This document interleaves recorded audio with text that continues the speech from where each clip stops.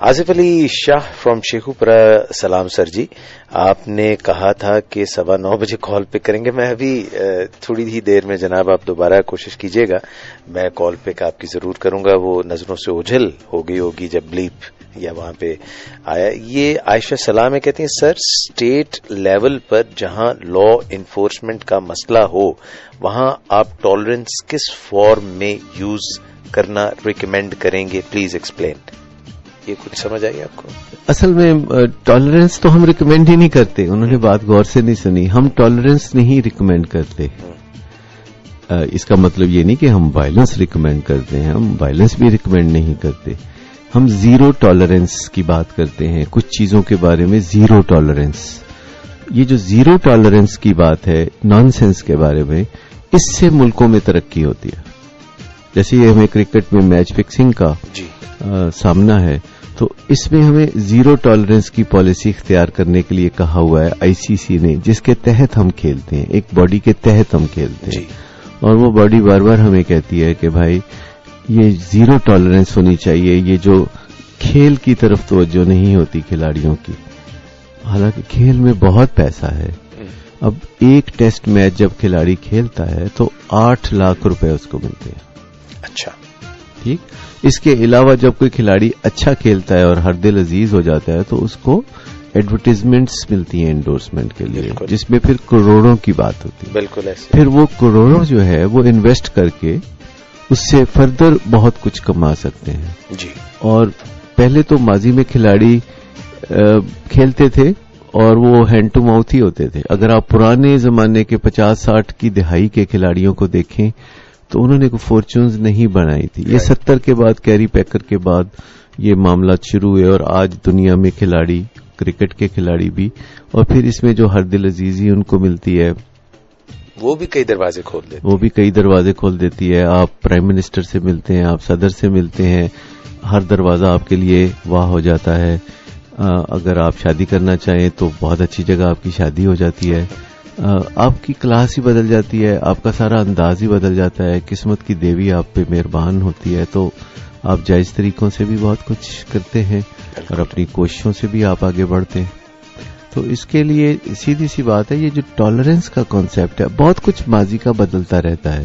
پہلے ہوتا تھا برداشت کریں.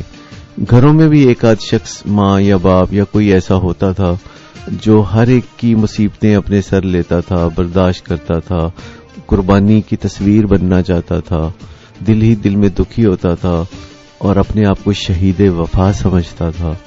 تو ہم تو یہ ریکمینڈ نہیں کرتے کہ کوئی ایک انسان بھی بلا وجہ قربانیاں دیتے دیتے عاجزی انکساری کی رو میں بہتا ہوا وہاں پہنچ جائے جہاں وہ تکلیف سے اس کا انگ انگ درد کر رہا ہو. تو زندگی ایک سب کا حق ہے, اس پر ہر ایک کو اپنی زندگی انجوائے کرنے کا حق ہے. ہم کچھ لوگوں کو اس سے اچھائی کے نام پہ, نیکی کے نام پہ محروم نہیں کر سکتے. اب اس چیز کو کو ڈیپینڈنس کہا جاتا ہے, اب اس چیز کو ڈور میٹ ہونا کہا جاتا ہے. ہم کہتے ہیں کہ اچھا سر اٹھا کے جئیں لیکن کسی کو تکلیف نہ دیں اور اپنے آپ کو بھی تکلیف نہ دیں. میرا خیال ہے عائشہ جی آپ کو بھی اس کا جو ہے خاطر خواہ جو ان ڈیپتھ آنسر ملا. ٹالرنس کی بات جو ہم کر رہے تھے اور لا انفورسمنٹ کا آپ نے جو ذکر کیا ہے اس میں بھی ڈاکٹر صاحب کے کچھ میں نے باتیں سنی, جس میں ایک دن ڈاکٹر صداقت سے بات ہو رہی تھی تو وہ کہہ رہے تھے کہ کسی کو بھی بہت زیادہ نہیں, حد سے زیادہ کسی کو سزا بھی نہیں دینی چاہیے. جیسے کہ یہ جو بلڈنگز تھیں لاہور میں بنی ہوئی, اس میں ہم جو ہے اگر ان پہ جرمانہ کر دیں اور ہم جو ہے بجائے ایک, یعنی سوچ یہ بھی ہو سکتی ہے کہ ان کو گرا دیا جائے, ان کو تہ و تیغ کر دیا جائے, ان کو مسمار کر دیا جائے, اور ایک یہ بھی ہو سکتی ہے کہ اب تو بن گئی ہیں تو اس پہ کافی سرمایہ خرچ ہوا ہے اور آخر یہ جب بن رہی تھی اس وقت ہم نے نہیں روکا. تو یہ جو ماضی میں جا کے ماضی کو رون دینا, تو یہ بھی ایک سوچ ہے. نہیں, اگر ان کے اسٹرکچر میں کوئی خرابی ہے تو مالک کو کہیں کہ اس اسٹرکچر کو ٹھیک کرو اپنے خرچے پر.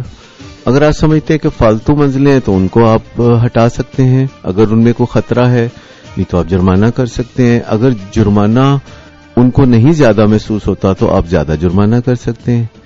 اگر آپ سمجھتے ہیں کہ یہ بلڈنگ جو ہے بالکل کوئی بہت بڑی کوتاہی ایسے مسمار ہی کر دینا چاہیے تو آپ اس بلڈنگ کو قومیاد سکتے ہیں، یعنی آپ اس بلڈنگ کو نیشنلائز کر سکتے ہیں، جس کے لیے پہلے سے ہی قانون موجود ہے کہ آپ کی اور میری کوئی بھی چیز اگر گورنمنٹ کو چاہیے یا گورنمنٹ مناسب سمجھتی ہے تو وہ ٹیک اوور کر سکتی ہے، یہ قانون موجود ہے۔